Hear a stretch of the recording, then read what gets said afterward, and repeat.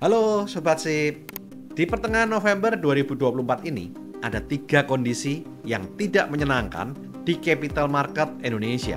IHSG ambruk 10% menjadi 7119 dari titik tertinggi di 7910,87. Terjadi capital outflow sebesar 15 triliun dan rupiah melemah menjadi 15.900 saat video ini dibuat. Apakah 3 kondisi ini merupakan sebuah peluang atau ancaman?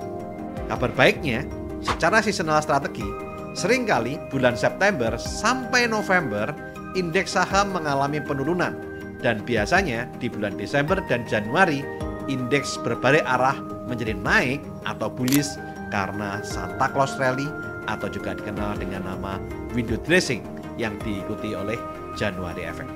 Dalam 25 tahun terakhir ini, hanya 2 kali window dressing absen di bursa saham Indonesia. Apakah tahun 2024 ini window dressing kembali absen atau Santa Claus is coming di Bursa Efek Indonesia?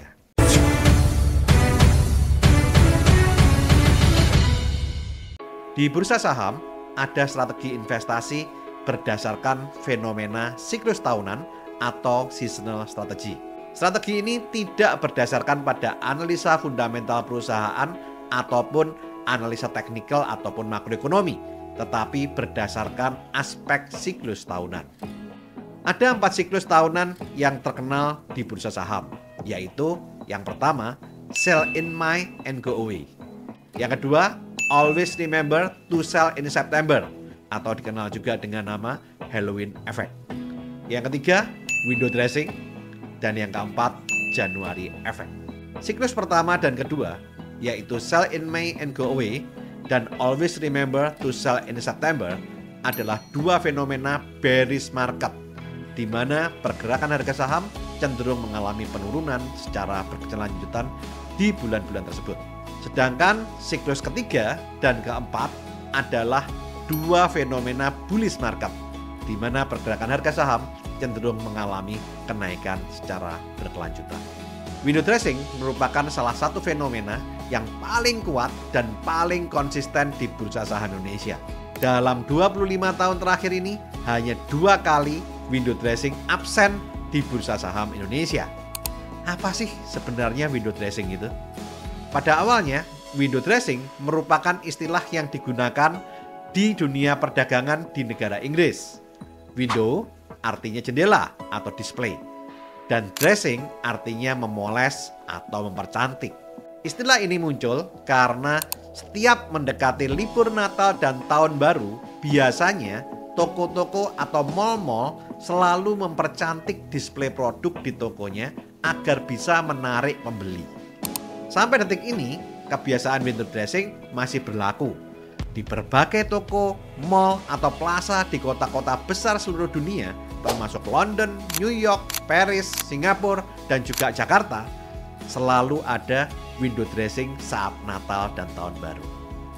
Istilah window dressing ini kemudian juga dipakai di dunia saham sebagai istilah dari strategi yang dilakukan perusahaan maupun manajer investasi atau fund manager yang seringkali mempercantik kinerja atau laporan keuangan maupun portofolio investasinya sedemikian rupa agar terlihat menarik di mata investor dan para pemegang saham.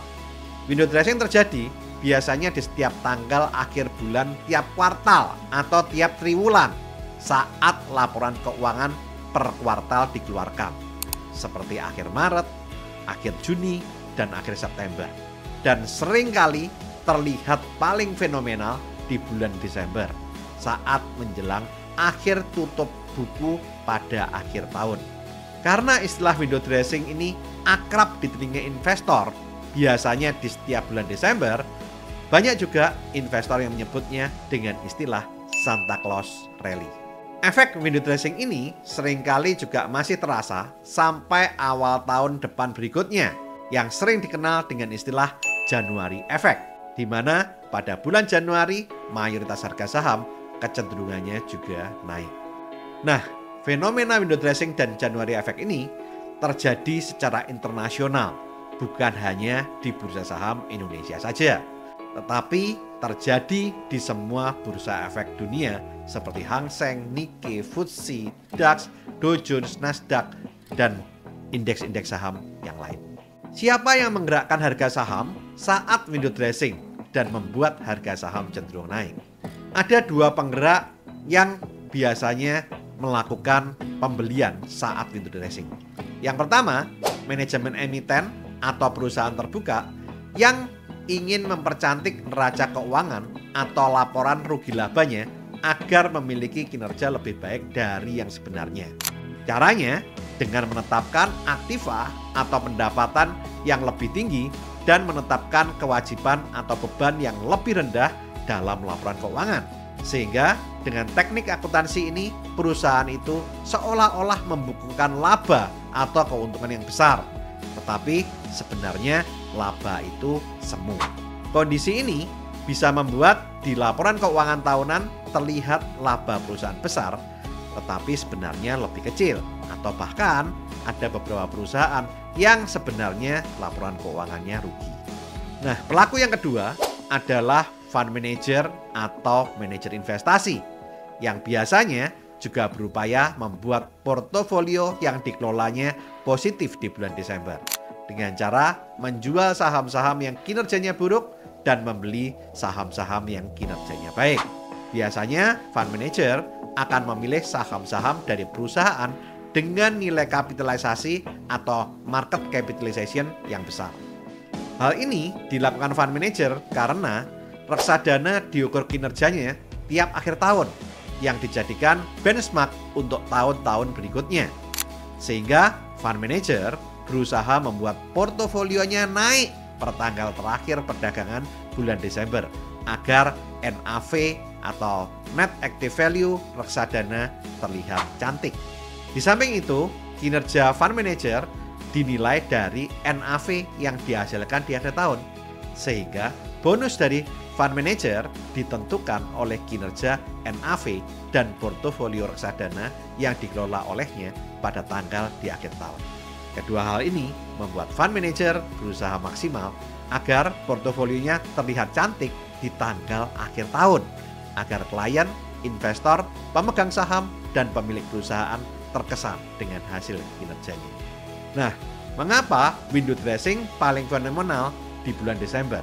Penyebabnya adalah yang pertama, karena bulan Desember merupakan bulan di mana kondisi market dunia relatif stabil karena menyambut libur Natal dan Tahun Baru. Sehingga biasanya perusahaan tidak membuat corporate action yang besar di bulan Desember, seperti ekspansi bisnis, merger atau akuisisi perusahaan, menerbitkan surat utang, dan lain-lain.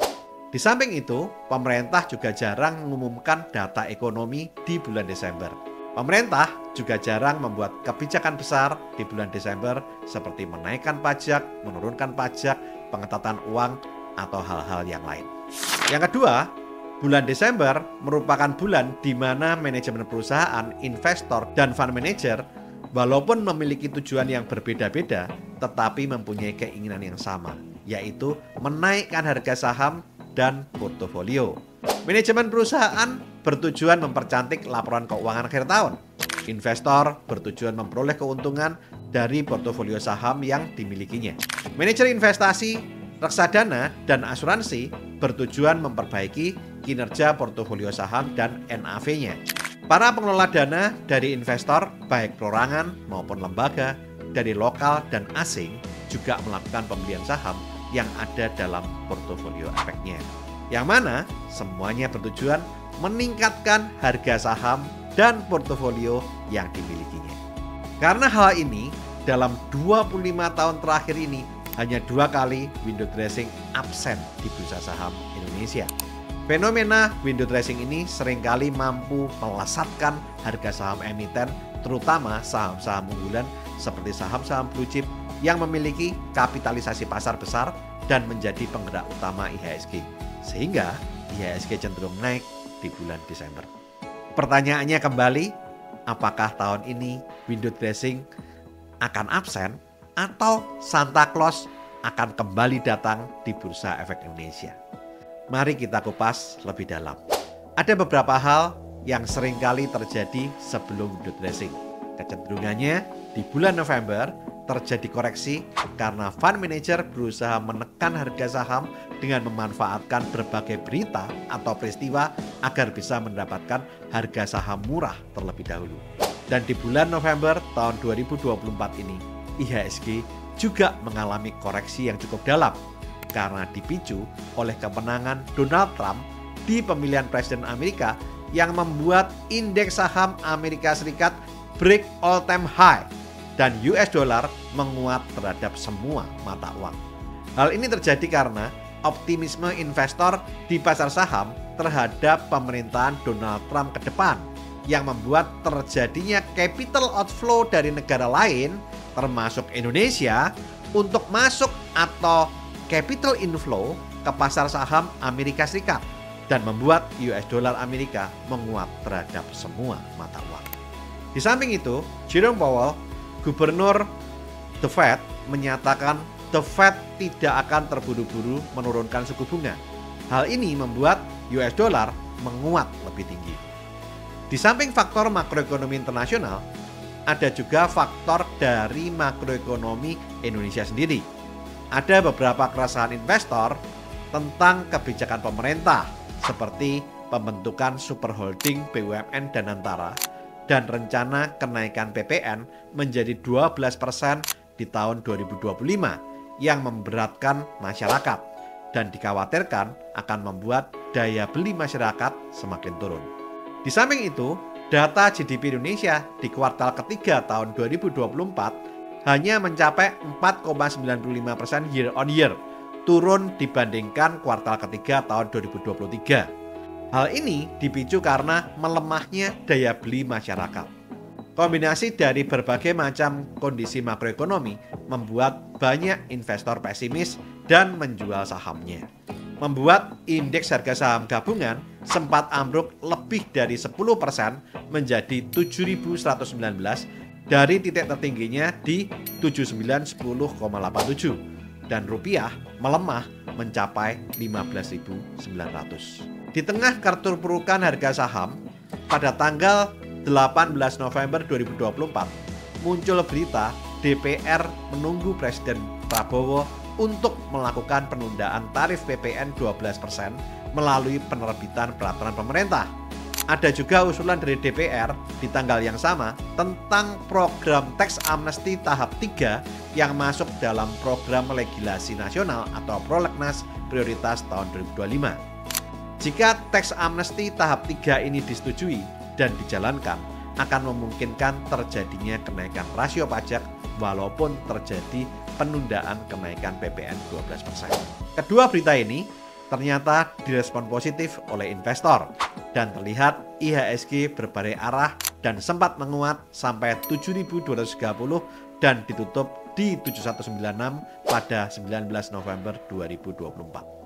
Secara teknikal, saat ini IHSG berada di kisaran support kuat antara 7.000 sampai dengan 7.200, sehingga mendukung untuk terjadinya pembalikan arah dan terjadinya window dressing pada akhir tahun 2024. Kondisi IHSG di kisaran 7.200 dan rupiah melemah di 15.900 juga sangat ideal buat fund manager asing untuk masuk di bursa saham Indonesia, karena mereka bisa membeli rupiah dan saham dengan harga murah. Nah, bagaimana menurut Anda? Apakah akan terjadi window dressing di akhir tahun ini? Silahkan tulis di kolom komentar. Sebelum saya mengakhiri video ini, saya akan berbagi tips investasi saham saat window dressing. Yang pertama, pilih saham blue chip yang menjadi pendorong utama IHSG. Syarat saham dikatakan sebagai emiten blue chip, yaitu saham harus memiliki market kapitalisasi di atas 40 triliun. Saham emiten yang beredar di bursa efek maupun yang dimiliki publik jumlahnya banyak, sehingga likuiditasnya bagus dan mudah untuk diperjualbelikan. Sebagian besar saham blue chip ada di indeks LQ45, sehingga sulit bagi market maker untuk menggoreng harga saham atau memanipulasi harga saham. Jika harga saham blue chip terlalu mahal buat Anda bisa mengincar saham yang berharga lebih murah di indeks LQ45 atau indeks yang lain seperti Kompas 100, Jakarta Islamic Index 70, atau indeks yang lain. Untuk lebih jelasnya tentang saham blue chip, Anda bisa lihat video saya berjudul Inilah Ciri Saham Blue Chip. Yang kedua, lakukan analisa fundamental dan analisa teknikal saham yang mau Anda beli. Anda harus teliti sebelum membeli saham. Anda bisa melihat analisa fundamental dari laporan keuangan perusahaan. Sedangkan untuk analisa teknikal, Anda bisa menganalisa lewat perdagangan harga saham pada rentang waktu tertentu. Belum tentu suatu saham yang mengalami efek window dressing di tahun sebelumnya, polanya akan sama dengan tahun ini. Demikian juga dengan saham blue chip. Jangan buru-buru tergiur label blue chip. Pastikan dulu dengan menganalisa laporan keuangannya. Untuk lebih jelasnya, lihat video saya berjudul Mengapa Investor Harus Membaca Laporan Keuangan. Yang ketiga, alokasikan dana untuk melakukan investasi dengan cara menyisihkan dana 10-20% dari gaji bulanan Anda atau dari penghasilan Anda. Pastikan bahwa kondisi keuangan Anda sehat sehingga bisa berinvestasi dengan aman, nyaman, dan tenang. Untuk lebih jelasnya, lihat video saya berjudul Rahasia Membangun Kekayaan Mulai dari Nol. Yang keempat, bagi investor atau trader, Anda bisa mulai melakukan pembelian saham dan akumulasi pembelian saham di bulan November ini. Mumpung harganya lagi terkoreksi dalam.